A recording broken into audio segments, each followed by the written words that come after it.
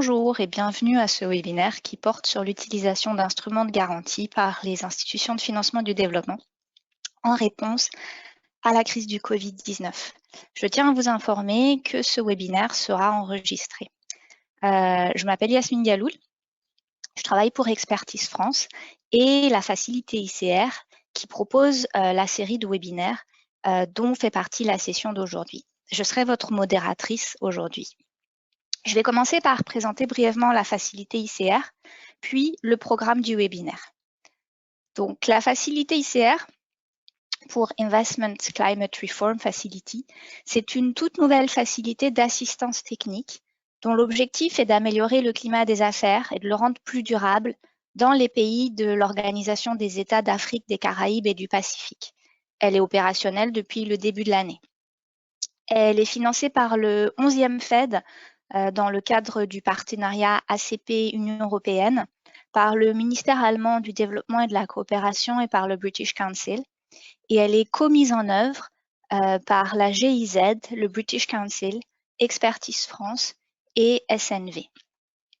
La facilité propose de l'assistance technique à des bénéficiaires des pays ACP jusqu'à 90 jours sur des thématiques très larges qui sont liées à l'amélioration du climat des affaires, à la durabilité du climat des affaires pour le rendre plus inclusif, en s'appuyant sur des initiatives de dialogue public-privé ou bien déjà existantes ou bien en cours de structuration.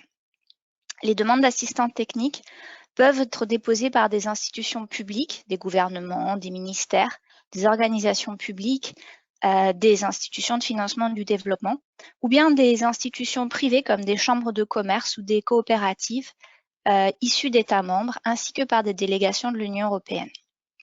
Elles doivent avoir pour l'objectif d'améliorer le climat des affaires et elles doivent s'inscrire dans une stratégie ou un processus de réforme plus large, ainsi que comporter un volet de dialogue public-privé. Pour plus d'informations sur la facilité, vous pouvez nous envoyer un mail à l'adresse qui se trouve à la fin de la présentation. Cette facilité repose entièrement sur les demandes déposées par les bénéficiaires. Je vais ensuite vous présenter le programme du webinaire d'aujourd'hui. La séance d'aujourd'hui va être divisée en 4 parties. L'introduction qui touche à sa fin maintenant. Ensuite, la présentation qui va être faite par des intervenants de BPI France, la Banque publique d'investissement française, qui porte sur l'utilisation d'instruments de garantie. Une séance de questions-réponses d'environ un quart d'heure aura lieu à la suite de la présentation. Vous pouvez poser des questions pendant la présentation, puis après, en utilisant l'onglet questions qui s'affiche sur votre écran. Enfin, une brève conclusion et une présentation des sessions individuelles qui suivront la session d'aujourd'hui.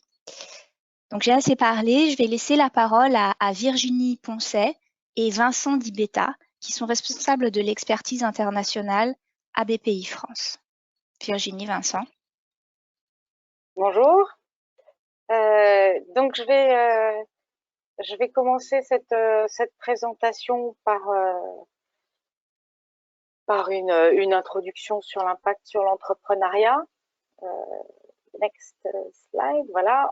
Ensuite, Vincent va vous présenter les mesures mises en œuvre, essentiellement en Europe, mais dans les mécanismes pour faire face à la crise qui ont été mises en œuvre par les États et certaines banques de développement. Ensuite, on va rentrer dans le corps du sujet. Donc là, un premier chapitre que je vous présenterai sur le fonctionnement global de la garantie. Et enfin, Vincent vous expliquera comment on déploie un fonds de garantie et quelle méthodologie appliquer. Donc sur l'impact du Covid sur l'entrepreneuriat,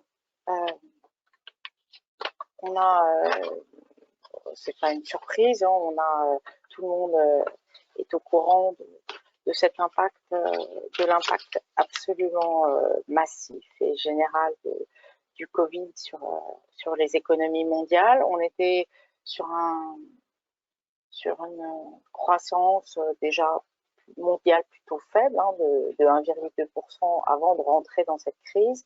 Maintenant, tous les États sont rentrés en crise et on a la transmission de cette crise qui passe par l'arrêt de certains secteurs comme le tourisme, le transport aérien.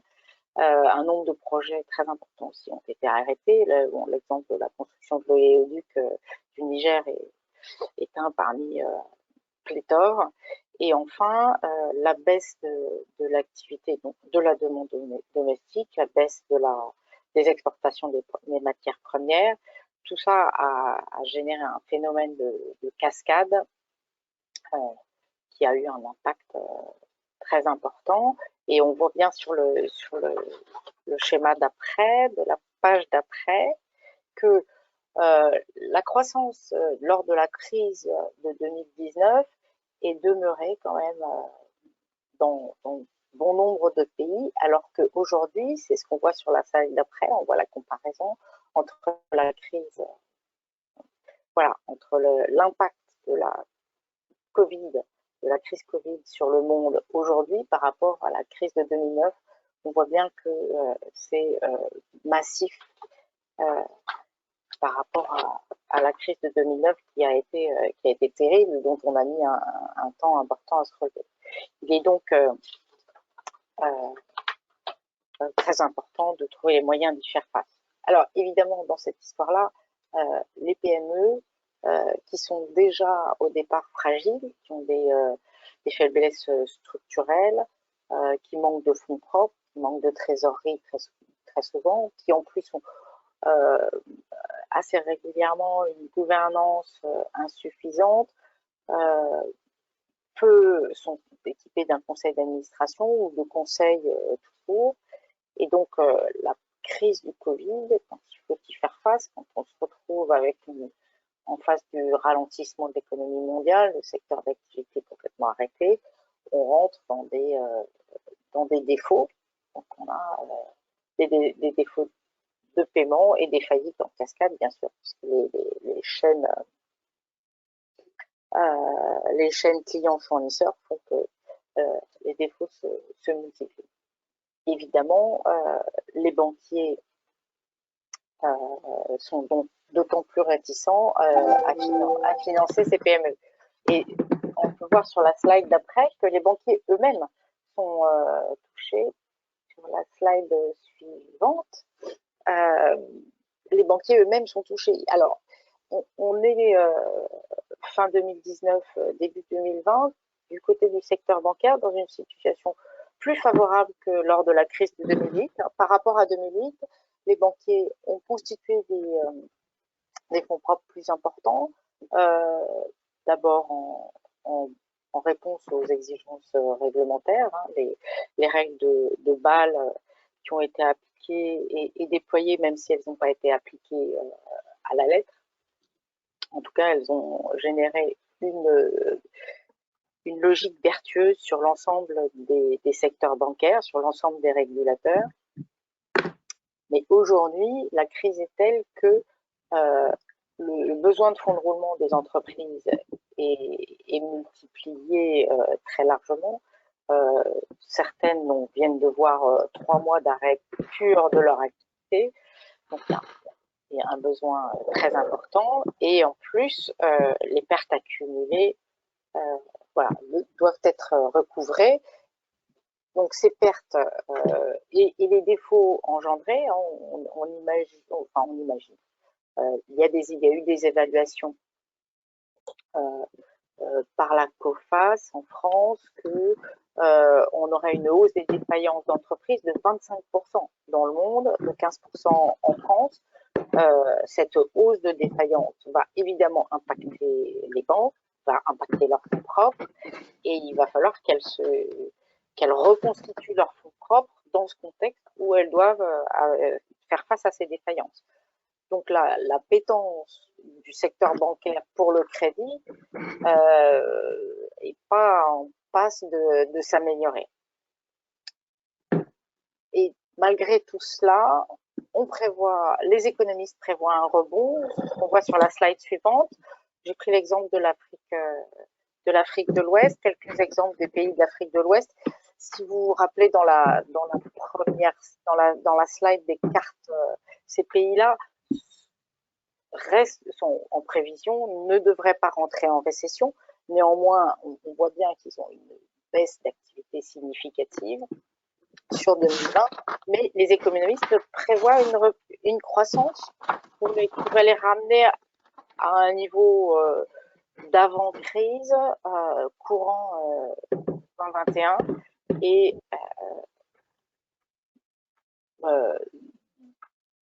cette reprise doit être accompagnée. Elle doit être accompagnée, bien sûr, de financement. Et l'instrument de garantie est un des outils qui a été massivement utilisé pour faire face à la crise, comme Vincent va vous l'expliquer. Bonjour, next slide. Bonjour à tous. Donc dans cette crise, next slide s'il vous plaît, chaque pays a mis en œuvre donc des actions pour contrer la crise en fonction du niveau de gravité de la crise Covid dans son propre pays. Et parfois, pas forcément que la crise Covid, mais la crise économique qui est arrivée. Et parfois aussi des mesures de protection en amont au regard de ce qui se passait dans d'autres pays. Et ces mesures étaient également ajustées donc en fonction des moyens financiers des États. Donc vous avez des mesures sanitaires, des mesures réglementaires dont le confinement qui a touché des milliards de personnes, des mesures sociales et fiscales pour retarder les échéances de chacune des entreprises et des mesures financières que vous connaissez un peu tous. Next slide, s'il vous plaît. Et dans les mesures financières, pour contrer et apporter des solutions, ça a été vraiment très ciblé sur trois choses.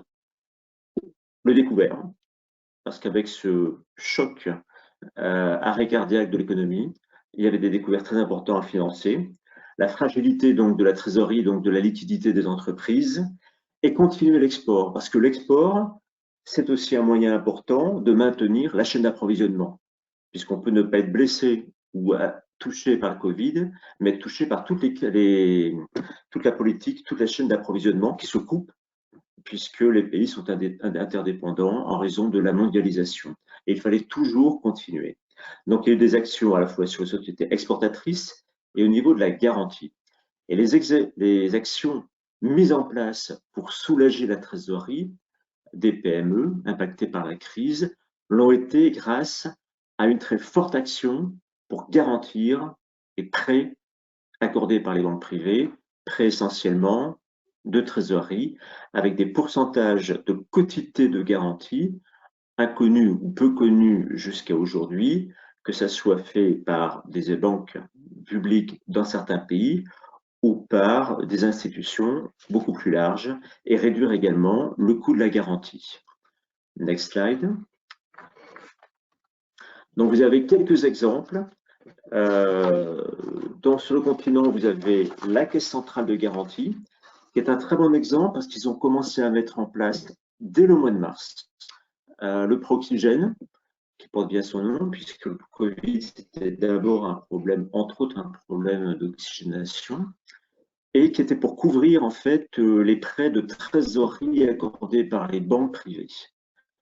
Aujourd'hui, il y a 85% des TPE marocaines qui ont pu bénéficier du prêt Oxygène. Et également, ils ont mis en place une garantie d'auto-entrepreneur avec des prêts à taux zéro. Ils viennent d'ailleurs la semaine dernière de lancer 2 nouveaux prêts, plutôt pour la relance, comme on verra tout à l'heure, mais comme on est sur le Maroc, pour relancer l'activité avec une garantie des crédits destinés à financer le BFR mis en place par la banque privée. Et aujourd'hui, le Maroc, qui dispose d'une institution forte, parce que son fonds de garantie est aujourd'hui le premier fonds de garantie du continent africain, quand une décision est faite au niveau de la tutelle du ministère des Finances, grosso modo, en 4-5 jours, l'entité peut mettre en place le produit et actionner directement sur les entrepreneurs avec les banques privées. Même image au Canada avec la BDC, qui est un programme très important de prêts de garantie, avec ECO en Espagne et BPI France, qui a mis en place de très fortes actions décidées également par l'État, notamment le prêt garanti par l'État, le PGE, qui est pour soulager la trésorerie des entreprises, donc fortement impactées par la crise Covid. Et le recours total de ce prêt est fait en fait par les banques privées qui actionnent l'institution dite BPI France. Et donc, toutes les banques privées du pays ont été associées pour qu'il y ait un impact très fort, très rapide sur l'ensemble des TPE et des PME du pays en relation avec BPI France, et tout ça en mode digital extrêmement développé. Donc, c'est l'institution qui existe qui permet d'accélérer les choses. Et en termes de plan de relance, parce que maintenant on va aller vers le plan de relance, nos actions sont faites sur différents secteurs qui peuvent être maquettés dans d'autres pays. Alors nous, en France, nous avons d'abord privilégié des activités clés qui sont le tourisme, l'automobile, l'aéronautique, le plan Touch de les industries créatives et la French Tech Bridge. Et nous pourrions, en dehors de ce call d'aujourd'hui, discuter pays par pays, en fonction de notre expérience, comment mettre des plans de relance. Je vous remercie et je redonne la parole à Virginie. Alors, le PIE est un instrument que l'Union européenne a mis en place il y a quelques années déjà, un an, je dirais, qui vise à soutenir l'entrepreneuriat en Afrique et dans les pays limitrophes de l'Union européenne. C'est un plan massif et une des composantes du PIE est la mise en place de fonds de garantie, enfin le soutien des fonds de garantie. Donc les pays qui sont concernés par le PIE ont tout intérêt à utiliser ce fonds et ce mécanisme pour déployer des fonds de garantie qui, comme on voit dans les slides qui viennent, voilà, un fonds de garantie, évidemment, il faut le financer. Alors, l'intérêt de la garantie par rapport, pour les États, pour les institutions, par rapport aux autres mécanismes de prêts ou de subventions, c'est l'instrument qui a le plus fort effet de levier. Donc, dans cet exemple-là, si je prends un financement bancaire de 100, vous allez avoir une exposition, là, dit l'exposition du gestionnaire, qui est en fait l'exposition du fonds de garantie. Vous allez avoir une exposition du fonds de garantie qui est liée à la quotité garantie. Dans le cas d'une quotité garantie de 80%, si j'ai un financement bancaire de 100, mon fonds de garantie va être exposé de 80. Et ensuite, j'ai le levier qui va vous donner le montant que l'État va devoir abonder dans le fonds pour couvrir les fameux 80. Et sur les 80, donc le levier, ça va être lié à la sinistralité. Admettons qu'on ait une sinistralité de l'ordre de 10%. Pour schématiser, on va devoir mettre donc 8 dans le fonds de garantie. Donc on va voir que pour avoir un financement de fonds, il faut que l'État mette 8 sur la table. Un financement de 100, il faut que l'État mette 8 sur la table. Donc on se rend compte de l'intérêt des finances publiques pour les mécanismes de garantie.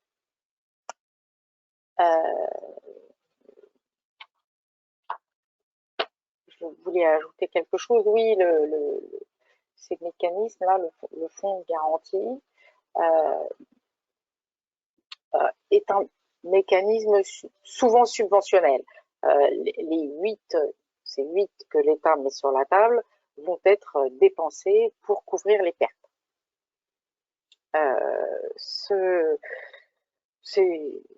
Ces fonds de garantie sont gérés par une société de garantie, alors soit une société de garantie dédiée, soit une société, banque de développement, institution publique, qui va mettre en œuvre un fonds de garantie. Dans tous les cas, il faut une équipe qui va gérer ce fonds. C'est un métier, et c'est un métier qui s'apprend.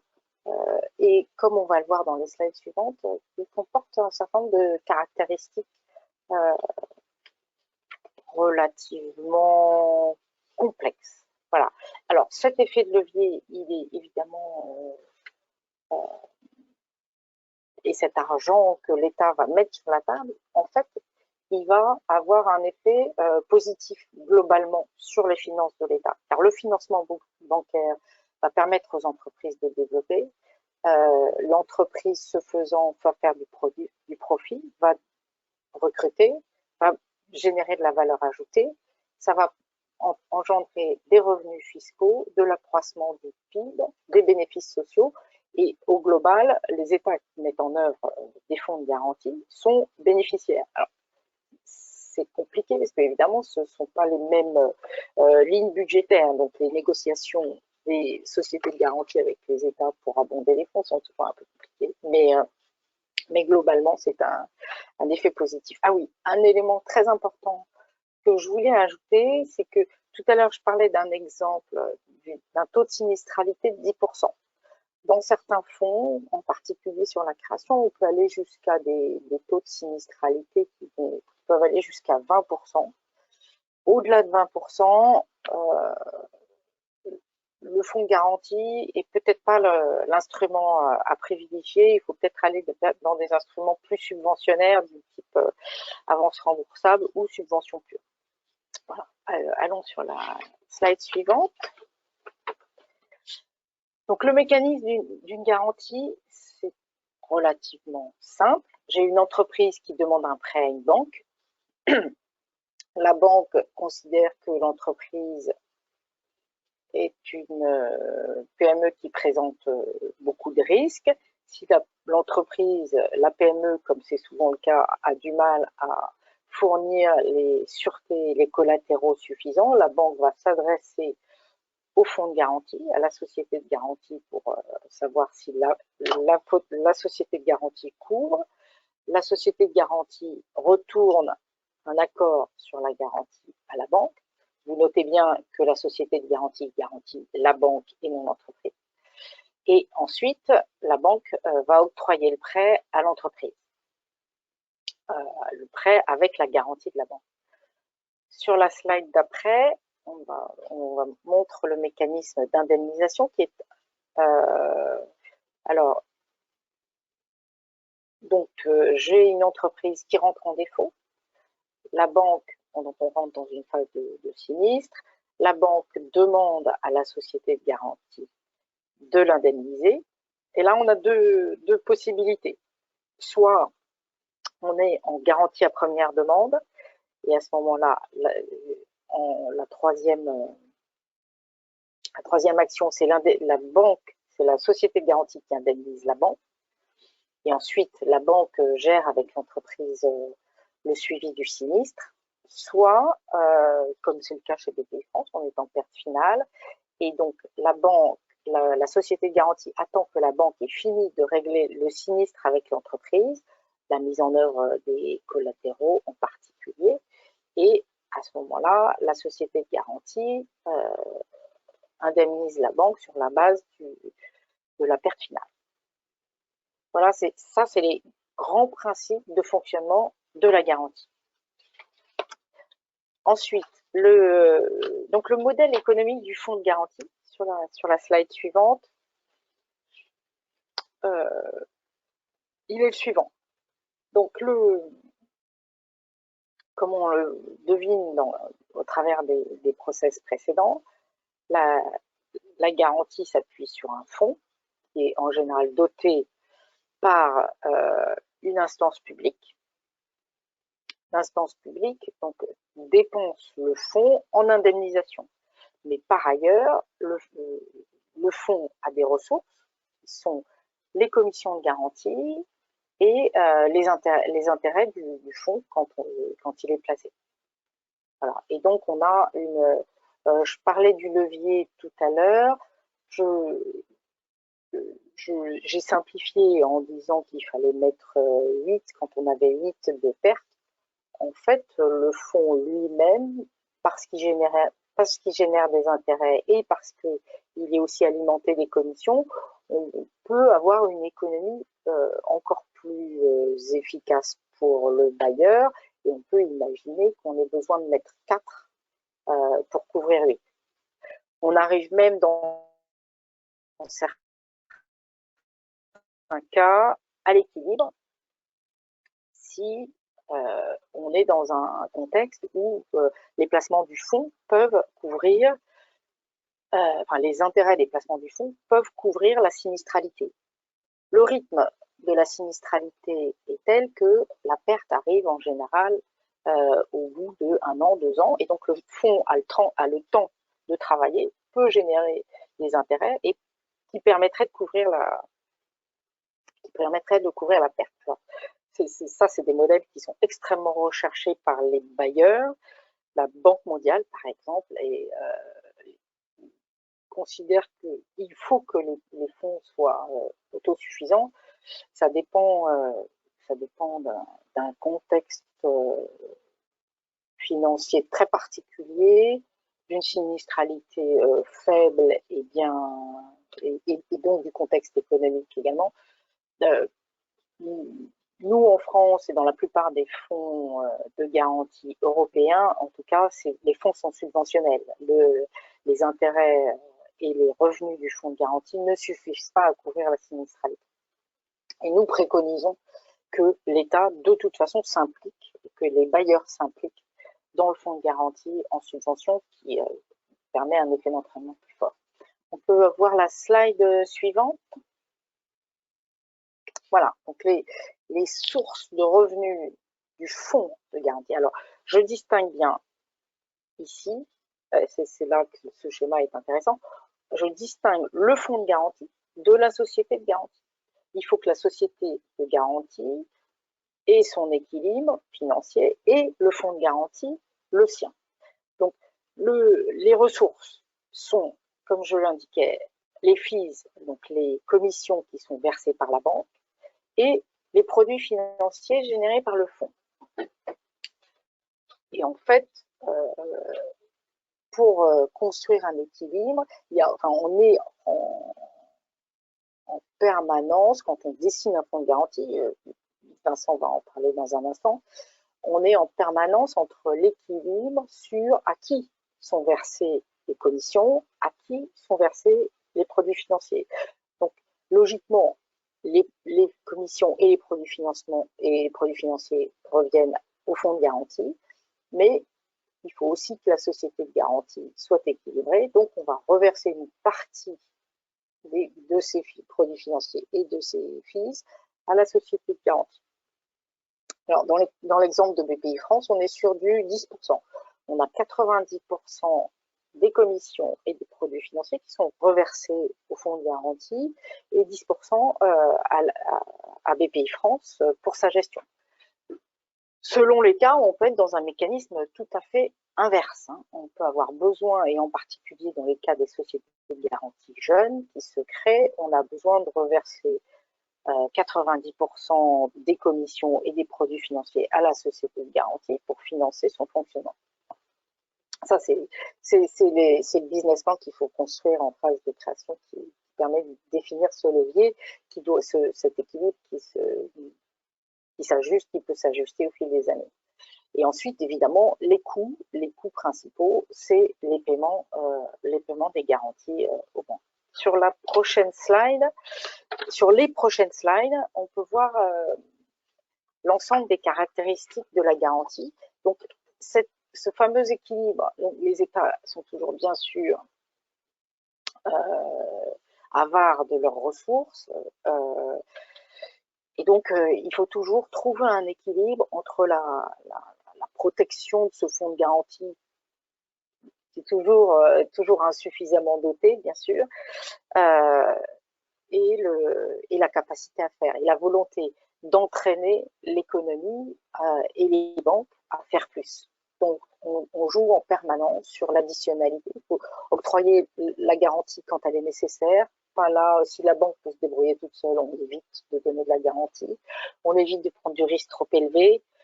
On limite la nature des transactions. En revanche, une chose qui est importante, c'est qu'on essaye d'exiger de l'entrepreneur des collatéraux et des sûretés qui sont justes. Donc, en premier lieu, l'objet de l'investissement, chez BPI France par exemple, on interdit les garanties sur la résidence principale du dirigeant. Et voilà, on peut avoir des règles sur l'évaluation, sur la valeur du collatéral. Ensuite, on ajuste la quotité garantie en fonction du risque. Donc là, ensuite, sur la slide suivante, donc toutes les caractéristiques de la garantie qu'il faut dessiner quand on conçoit un fonds de garantie. Donc, c'est en premier lieu, est-ce qu'on fait de la garantie de portefeuille, de la garantie unitaire? Alors, la garantie de portefeuille, c'est un mode où on délègue à la banque sa capacité de garantie. On lui dit, ben voilà, pour toutes les entreprises, pour toutes les PME, de tel niveau de risque, de telle nature, vous pouvez décider la garantie vous-même sans nous solliciter jusqu'à tel montant. Donc voilà, les critères de la garantie de portefeuille sont le montant global annuel, le montant d'engagement unitaire, les exigences de données et puis un certain nombre de critères d'éligibilité sur la garantie. Sachant que ces critères d'éligibilité, ils valent aussi dans le cas des fonds de garantie, des garanties individuelles. Donc la caractérisation du bénéficiaire, la taille, le secteur, la qualité, le scoring, mais évidemment bien d'autres. Alors après ça, c'est aussi avec ces critères-là qu'on va définir des fonds. On peut multiplier la nature des fonds, on peut créer un fonds pour les femmes, donc on va exiger dans ce cas-là que l'entrepreneur soit une femme, on peut avoir un fonds pour les étudiants, etc. Donc la caractérisation du bénéficiaire est souvent liée à on peut souvent créer des fonds de garantie qui sont liés à la nature du bénéficiaire ou à la nature du crédit. Donc on peut avoir des fonds pour le court terme qui sont plus dédiés au BFR. Nous, chez BPI France, on a des fonds pour la facturage, par exemple, on a des fonds pour le crédit bail, on a des fonds, etc. Donc, et la caractérisation du crédit en durée, en montant, en finalité, en nature. On peut avoir des fonds, évidemment, dédiés à l'innovation, dédiés au tourisme, dédiés vraiment. Ensuite, on a les règles sur le collatéral, je le citais. Sur la slide suivante, voilà, les périodes de sûreté, les quantités garanties, la durée de la garantie, les limites d'exposition, le mode de perception des commissions. On peut percevoir les commissions en flat, par anticipation, au fil de l'eau. Tout ça se définit. Et enfin, on est toujours sur ce fameux équilibre entre protection du fonds et volonté d'entraîner le secteur bancaire à faire plus. Donc voilà, est-ce qu'on se met en garantie à première demande, comment on gère le risque d'épuisement, quelle assiette prend-on, voilà. En tout cas, l'échange des informations sont très importants. Donc voilà, on a aussi le délai d'activation qui est un sujet important. On peut interdire d'indemniser les défauts qui sont ça c'est encore autre chose. Mais, on peut interdire les défauts sur les 6 premiers mois pour éviter que les banques ne prennent des risques inconsidérables. Voilà, on a un certain nombre de critères à définir quand on constitue un fonds de garantie. Voilà, et Vincent va vous expliquer justement la démarche.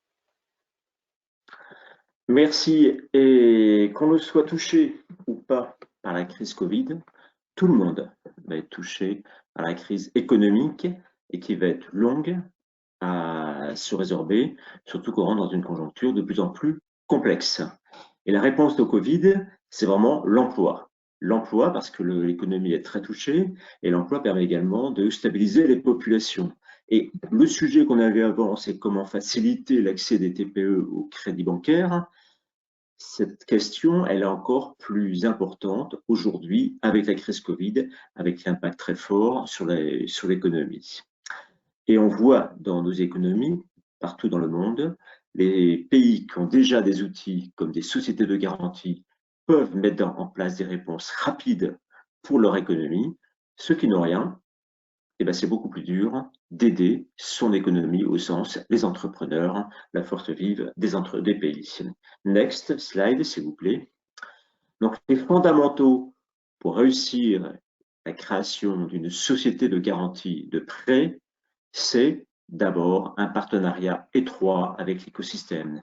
Un fonds de garantie ne se crée pas en chambre sans parler avec les autres. Donc, c'est l'opération globale d'un pays avec son écosystème banquier, institutions de microfinance, sociétés d'assurance, institutions internationales, associations de TPE, PME, associations des banques, etc.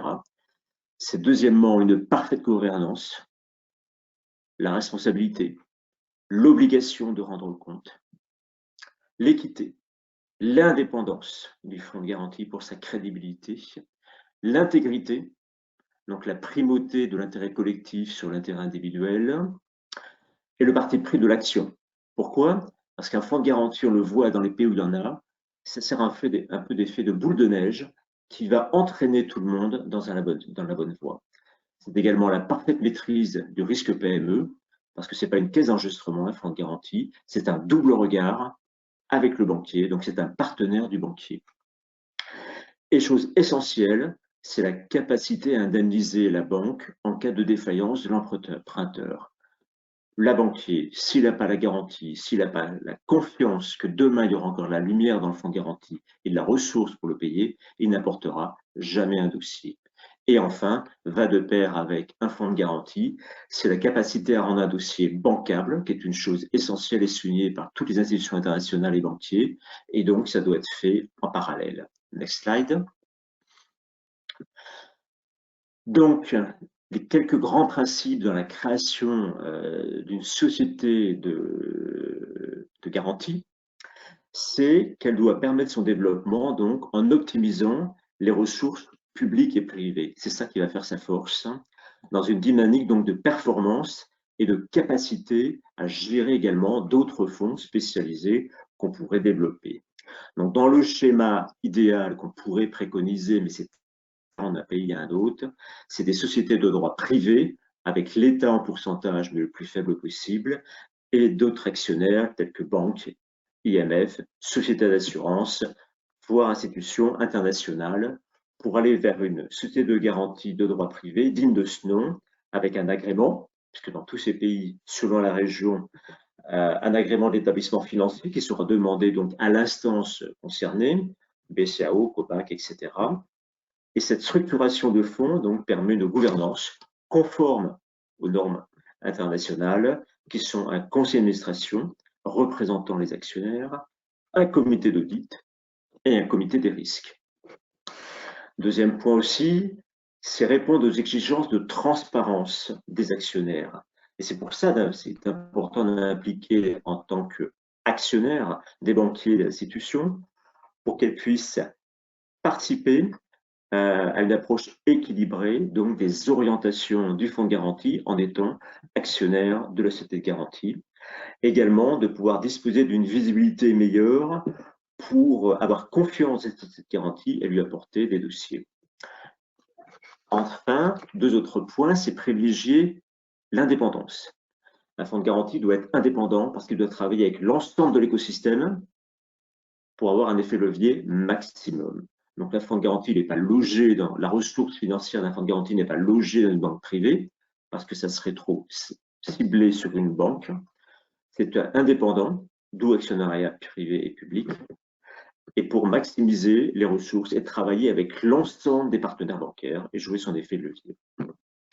Et enfin, c'est répondre aux exigences de transparence des partenaires bancaires parce que l'indemnisation du banquier, elle est essentielle.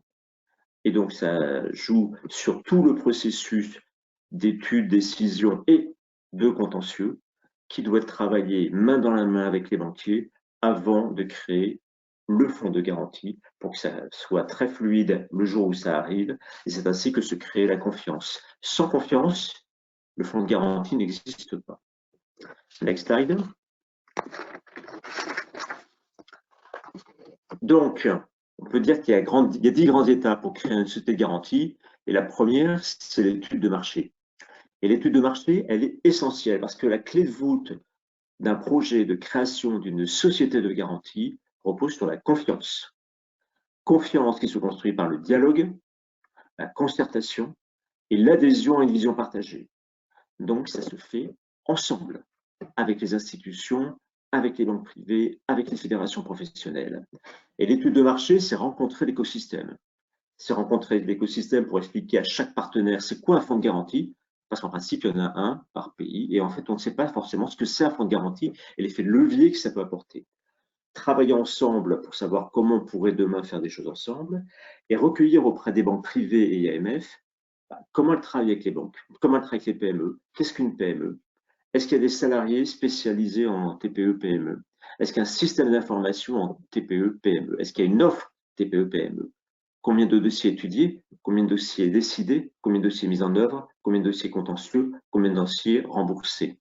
Et ça permet d'avoir des chiffres assez précis de l'activité réelle du financement de la TPE, PME, PME dans un pays que l'on mixte avec les données de la Banque centrale. Ce qui nous permet en point 2 de faire des projections financières.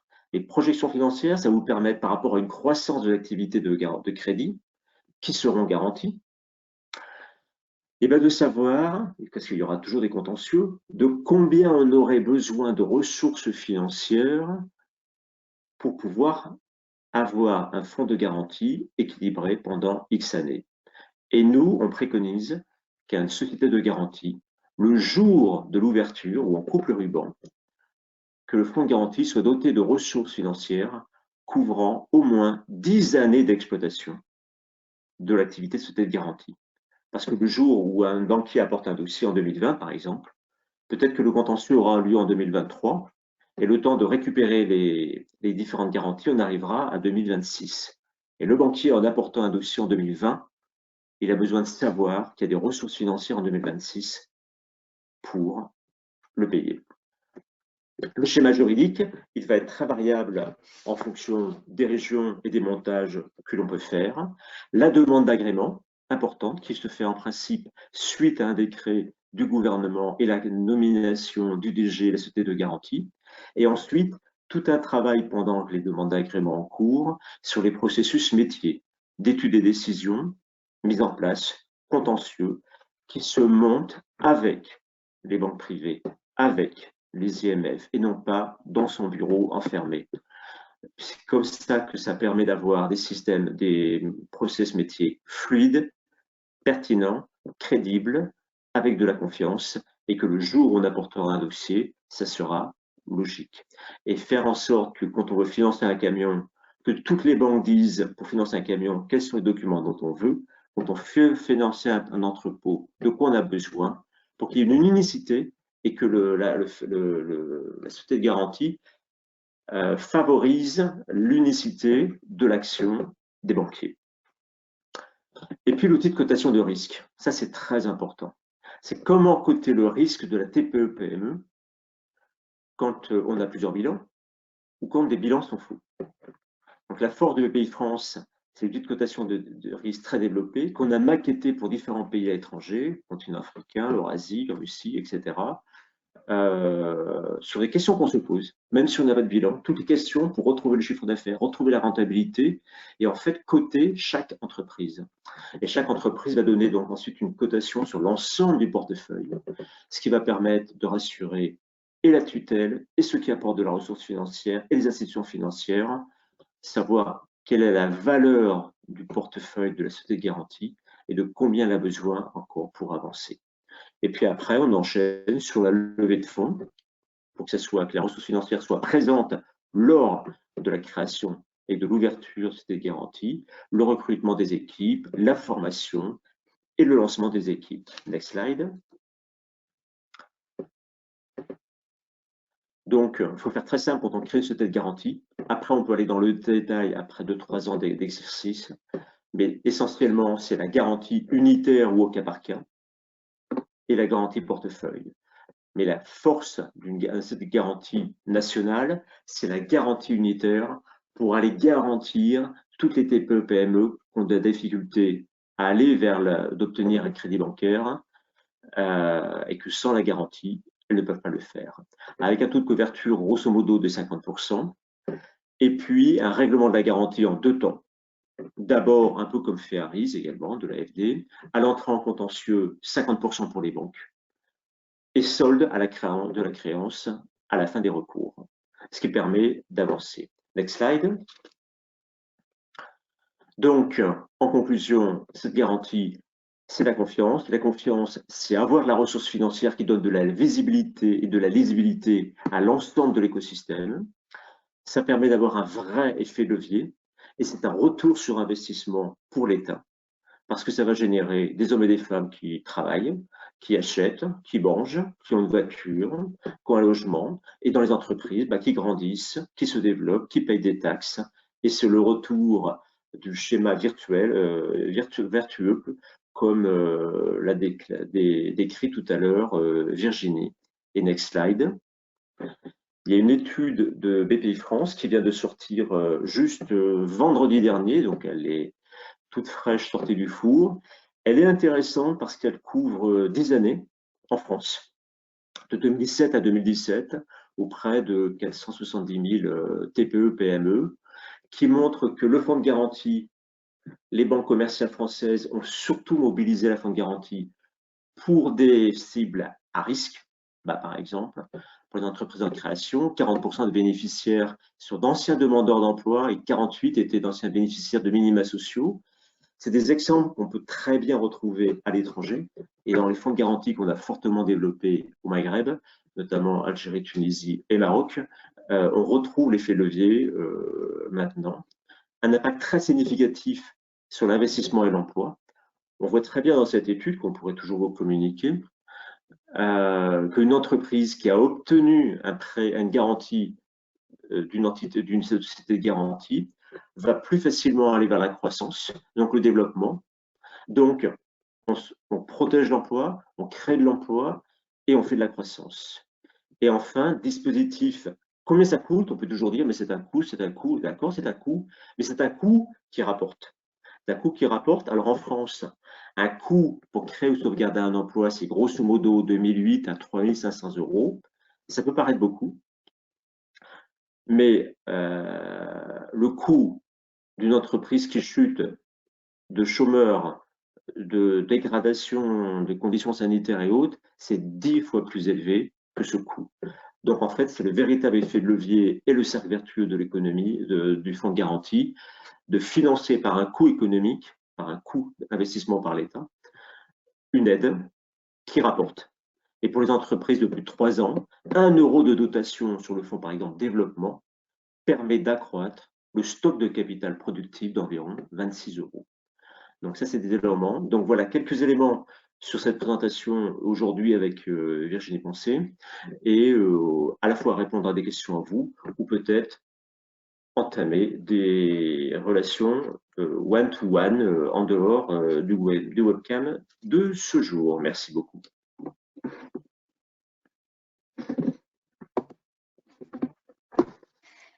Merci Vincent, merci Virginie. Donc, c'est le moment des questions-réponses. Donc, je vous encourage, si vous avez des interrogations ou des points sur lesquels vous voudriez avoir des précisions, à vous exprimer et à écrire dans l'onglet questions. En attendant, je voulais vous informer aussi que la présentation qu'ont fait Virginie et Vincent est disponible au téléchargement. Donc, vous pouvez la télécharger si vous voulez dans votre panneau de configuration et revenir dessus plus tard. Alors, une question qu'on pourrait poser aux intervenants, c'est quelles sont les ressources possibles qui existent pour financer initialement les fonds de garantie en dehors des subventions de l'État? Est-ce qu'il y a des ressources spécifiques à destination des pays qui auraient moins de ressources à mettre dans ce type d'instrument? Vincent, tu veux répondre? La question est... on peut parler du PIE, comme on l'a... Donc, au-delà du PE de manière déjà un peu générique, dans les institutions, là-bas, la Banque mondiale, l'AFD et d'autres, l'Europe, il était dit à une époque qu'une institution sur un nouveau fonds de garantie national d'un pays, une institution nationale, internationale pourra intervenir en termes de ressources financières après 3 ans d'exercice. Et puis, le mode change un peu. Quand un pays veut développer une société de garantie de prêt, c'est un travail collectif avec les acteurs du pays et les institutions internationales.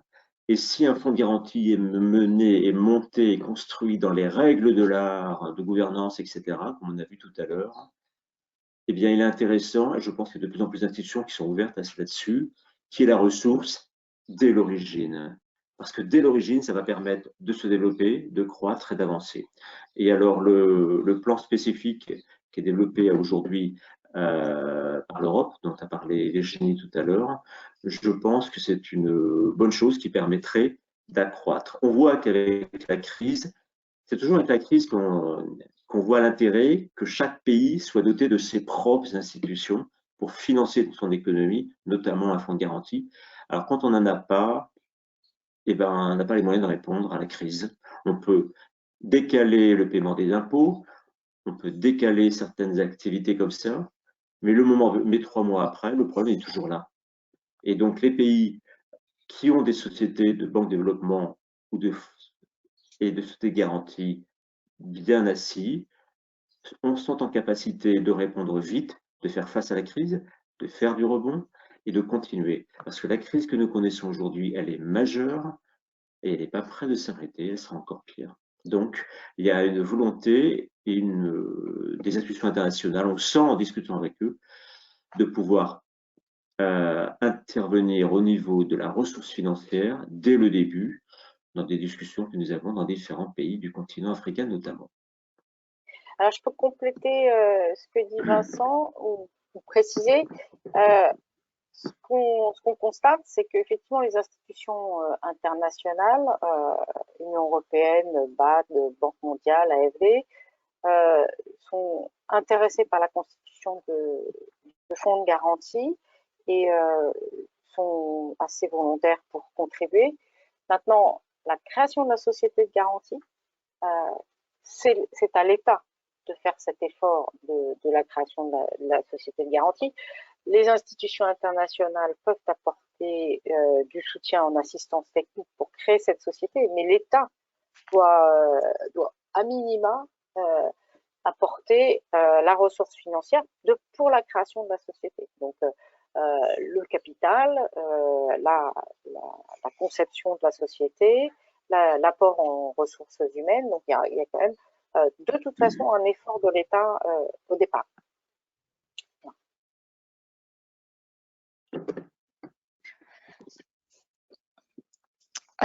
Merci. Une autre question, c'est est-ce qu'il existe des cas dans lesquels le fonds de garantie ne rembourse pas la garantie et qu'est-ce qui peut justifier ça?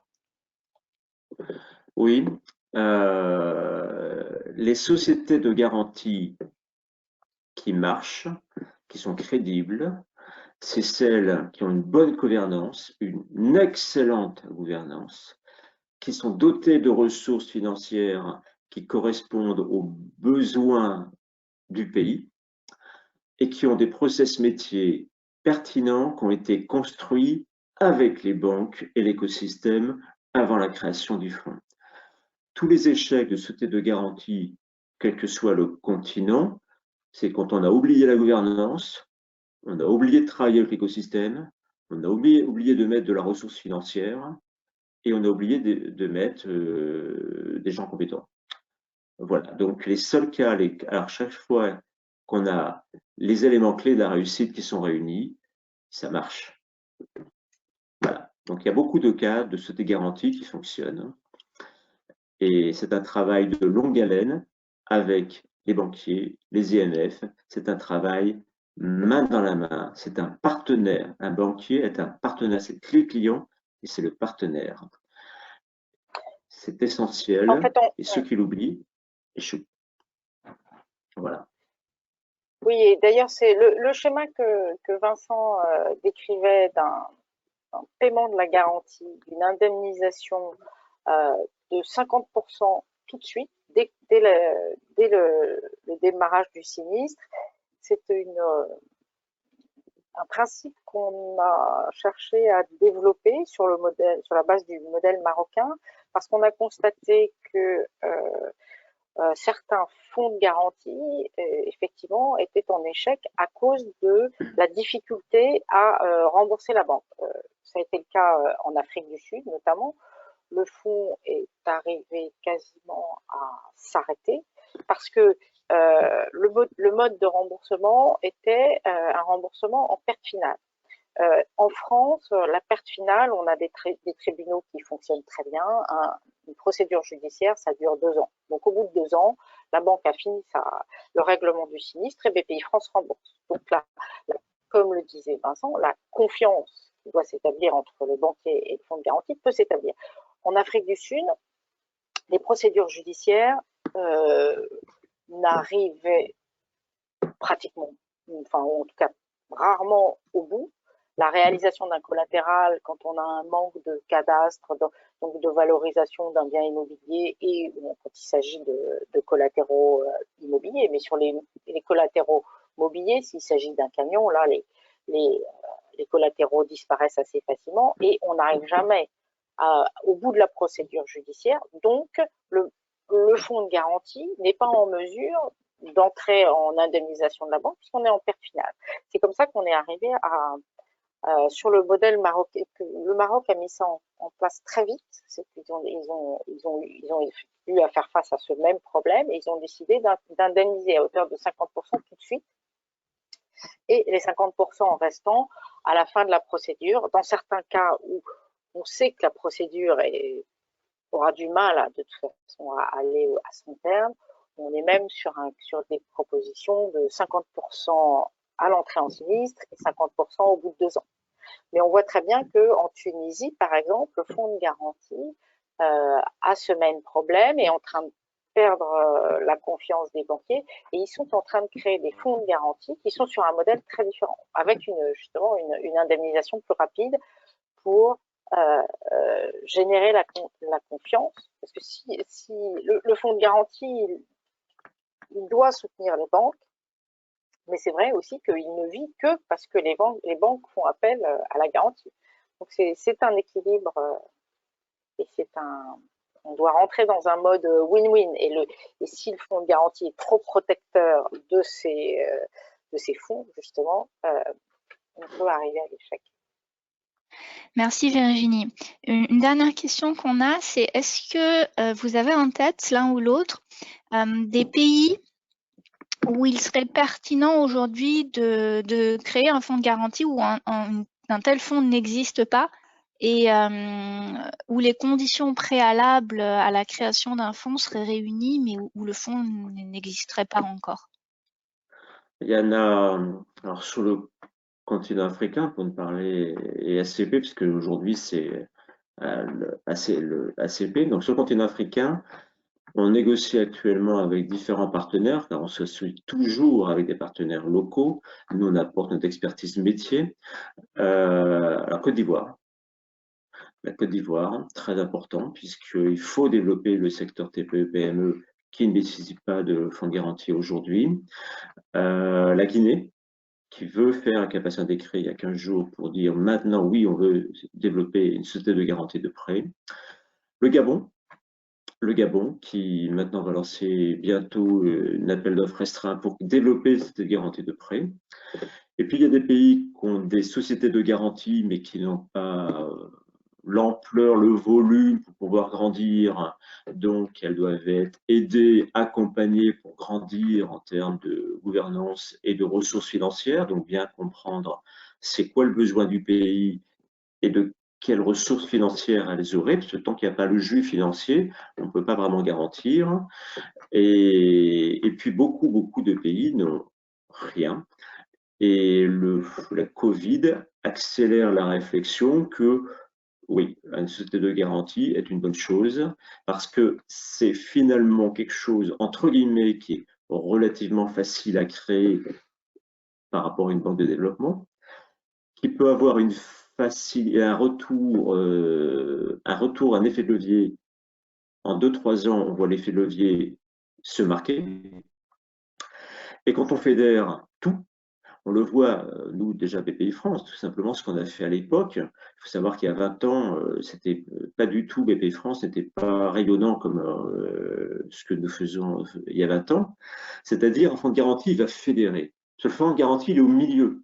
Il est au milieu des banquiers, des associations, du gouvernement, des sections internationales, des structures d'accompagnement. Et donc, il fédère effet de levier pour entraîner tout le monde. Et donc, avec un fonds de garantie, on améliore l'accompagnement des banquiers, on améliore les institutions, on améliore le risque des PME parce qu'on travaille ensemble avec les banquiers. Et finalement, il y a un effet de levier qui est génial. Et très, très vite, au bout de 2, 3, 4 ans, ça devient incontournable. On voit le Maroc, en 10 ans, ça fait 10 ans qu'on les accompagne, pour la très grande croissance, c'est devenu incontournable au niveau du Maroc, avec 26% des crédits qui sont garantis par l'institution. L'Algérie, qui a mis du temps à décoller, maintenant couvre un chiffre d'affaires, un chiffre de nombre de sociétés très important. Voilà. Donc, c'est un vrai besoin pour financer l'économie. Et sans un fonds de garantie, ben, la France serait mal et on n'aurait jamais mis en place la garantie globale, alors à l'échelle de la France, hein, jusqu'à 300 milliards d'euros de l'ensemble de nos crédits, parce que ça ne s'invente pas du jour au lendemain. Si on n'a pas l'institution, on ne peut rien faire. Et c'est ça qui permet d'avoir un excellent coussin d'amortisseur en cas de crise, comme on l'a vu en 2008, et maintenant, bien que ce sont des crises totalement différentes, et ensuite de travailler au rebond. Et ensuite, un fonds de garantie, ce n'est pas que des boîtes fragilisées, c'est des boîtes fragilisées ponctuellement, et c'est aussi parfois des montages collatéraux qui sont insuffisants, et le fonds de garantie permet de garantir. Et puis avec le fonds de garantie, on va pouvoir financer des projets innovants aussi. C'est toute la filière, c'est tout l'écosystème, c'est tout l'enchaînement qui va, le financement de la TPE, le financement de la PME, le financement des sociétés innovantes et puis la digitalisation. Voilà. Merci Vincent pour cette réponse. Nous approchons maintenant la fin du webinaire. Avant de partir, je voudrais vous présenter les sessions individuelles qui sont liées à ces webinaires. C'est des sessions qui pourront avoir lieu à la demande des participants dans les 2 semaines à venir. C'est des sessions en ligne, donc qui sont ouvertes aux participants qui travaillent pour des institutions issues des pays ACP. C'est une occasion pour vous d'échanger directement avec les intervenants, de leur demander des précisions sur certains points ou d'examiner la situation particulière des pays ou de l'institution dans laquelle vous travaillez, si notamment vous réfléchissez à la création d'un fonds de garantie ou d'une société de garantie. Ces séances sont bien entendu gratuites, elles peuvent être l'occasion aussi d'entamer un échange qui pourra se poursuivre dans un cadre plus approfondi par la suite. Donc, pour plus d'informations, vous pouvez vous inscrire aux séances à l'adresse email que vous voyez sur votre écran, donc icrfacility@giz.de, dans l'espace d'une semaine, donc jusqu'au 30 juin. Voilà, le webinaire est maintenant terminé. J'espère que vous l'avez trouvé intéressant. Je remercie les intervenants pour leur présentation, ainsi que les participants pour leur attention et pour les questions qu'ils ont posées. Un petit sondage de satisfaction va s'afficher sur votre écran. Nous serions reconnaissants si vous pouviez prendre quelques instants pour le remplir. Donc voilà, merci à tous et peut-être à bientôt pour des sessions individuelles. Au revoir.